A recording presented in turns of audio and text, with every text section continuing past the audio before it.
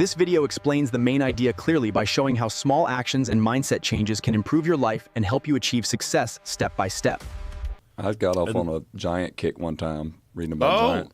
And it's like anytime the Smithsonian got involved, it was just shut down. Yeah. You know? The giant stuff is weird because there's a lot of documentation of people finding giants, like enormous, giant bones, 10, 15 foot tall humans. And then there's also the Nephilim in the Bible that are giants that consumed everything, you know, that were, I mean, David and Goliath. There's giants in the Bible. And it makes you think, like, okay, is it a giant like the mountain from the Game of Thrones? Mm-hmm. You know, just like a big that's guy. what yeah, maybe. Because people were shorter and relatively back then. Right, but probably some people weren't if they lived in some places where they had more resources and better genes. Yeah. Pituitary gland problems, you know, where we have guys 7'11" plus, you know. Yep, but this seems different. The giants in the Bible and the giants in historical accounts, it seems different. It seems like it's a totally different species of human. And again, if we just found this guy recently that's 1 million years old, and now we know. So forever they were saying that human beings, I mean, the timeline used to be Homo sapiens emerged 50,000 years ago, and then they moved it to 150, then they moved it to 250, 300, as they find more information. Now they have to push it to 1 million. You know, and if one day they find a fucking head as big as this table, like, what do they do? What do they do about that? Do they even tell us? I don't think they would. I don't think they would. But why wouldn't they? That's what's weird. Like, why wouldn't they? Isn't that crazy? But we all agree. We all agree that if they did find a giant, they probably wouldn't tell us. Yeah. Like, but not until they did their own, you know, figured it out for themselves or tested on what they want. I don't know if they want people to know, but I don't know why they wouldn't want people to know. Like, why am I convinced that they would hide that? Well, if there is Antichrist on his way, and his goal, he already knows he lost. So his goal at this point is just to destroy as much as possible, you know, get as many souls as possible. And finding stuff like that would prove the Bible more true would turn more people to Christianity or to God, the one true God. Then I could see where if there is like some type of spiritual force that is in somewhat control, then I could see that's the only way I can make sense of it. Is like, why cover up progress? Why not tell people the truth? Because I think it's ego, and that might be also related to good and evil in a lot of ways. Loving yourself, and you're supposed to love God over yourself. Right, and being the person that has the knowledge and the person that distributes that knowledge and is the gatekeeper of it is a very intoxicating thing for a lot of these academics.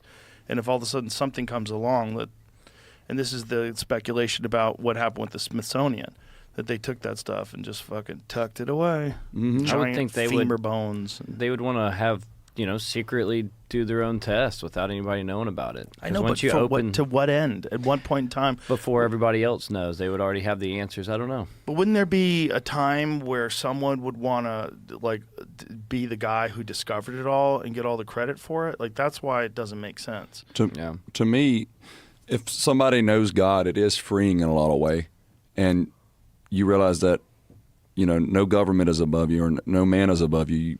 God is above you, and you serve God. And if you can keep people away from God, you're that much more susceptible to being a slave to something else. And like whatever evidence or anything that kind of proves that God exists. Yeah, anything like, that's going to prove God's existence, I think that's going to be the main thing they shut down. Right. Like the Shroud of Turin is an excellent example. Yeah, that one's an interesting wild. one. That's a weird one, man. That's a weird one. There's a lot of people that go out of their way to try to disprove it, but when you get into the dating of the cloth, so it used to be they were saying that it was only a few hundred years old, but now they're saying that the way the cloth is made, the cloth is made that's exactly consistent with the time that Jesus was alive, and that more tests need to be done to find out the exact age of it. Because the problem is, like, you don't know, like, what piece they studied, and you're not studying the entire thing. And also the image of it is bizarre, because the image of it, you really only see Jesus when it's a negative of it. And they don't know how that image was put on there. It wasn't stained. It wasn't burned on there. They don't know what caused it. It's like a blast of radiation. Yes, right. Somebody recreated it with gamma radiation, I think.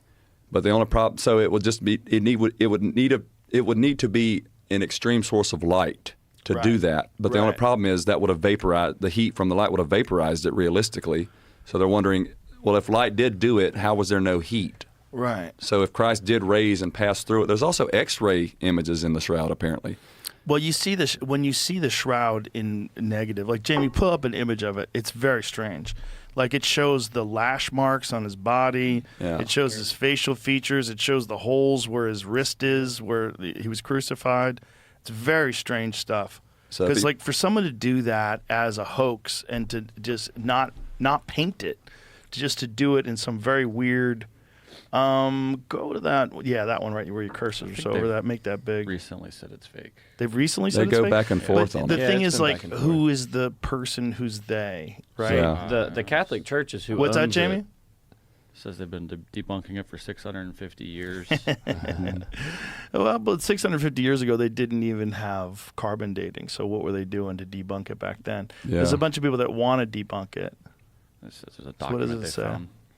A document? Well, they were talking. I mean, I don't know. Well, they talked about it being bullshit. Yeah, I've The also thing is, seen people, videos. I'm sure, called bullshit on it I've a long seen videos time where ago. People have talked about ways that some of that stuff could have been done. Sure, but how would someone figure out that 500, 1,000, 2,000 years ago, whatever it is? It could have been 300, 200, 150, Sure. 60 years ago. Well, it's 650 years. If they've been debunking it for 650 years, you got to assume it's at least 650 years old. Well, So the thing is, like, see, it's been dated between 1355 and 1382. So The text was the document the text, what text? that we're talking about here, not the shroud. What is the text about? Medieval documents revealed the authenticity of the shroud that many believe wrapped and crucified was being called into question perhaps as early as 1355. Okay, well, that means that it existed 1355. yeah. Depictions by clergymen. See, it's hard. Deceptions. Oh, excuse me.